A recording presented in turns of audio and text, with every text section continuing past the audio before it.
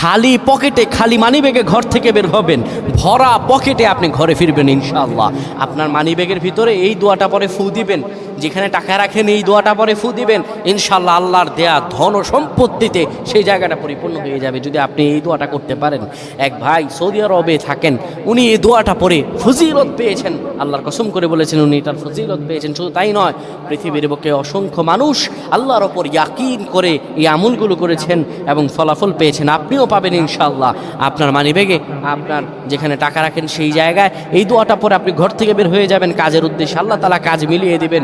ব্যবসার উদ্দেশ্যে বের হয়ে যাবেন, আল্লাহ ব্যবসাতে সফলতা দান করবেন। সকল কিছুতে আল্লাহ রাব্বুল আলামিন আপনাকে সাফল্যমণ্ডিত করে দেবেন।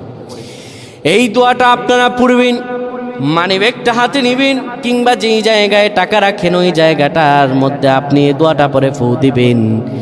এই দোয়াটা হলো ওয়াকাফা বিল্লাহি ওয়াকিলা। এই দোয়াটা পড়বেন, ওয়াকাফা বিল্লাহি ওয়াকিলা, আমার আল্লাহ আমার জন্য যথেষ্ট। এই দোয়াটা পড়তে দেরি হবে, আপনার ভাগ্য খুলতে দেরি হবে না। আল্লাহ আমাদের বুঝদান করুন, পড়েন আমিন।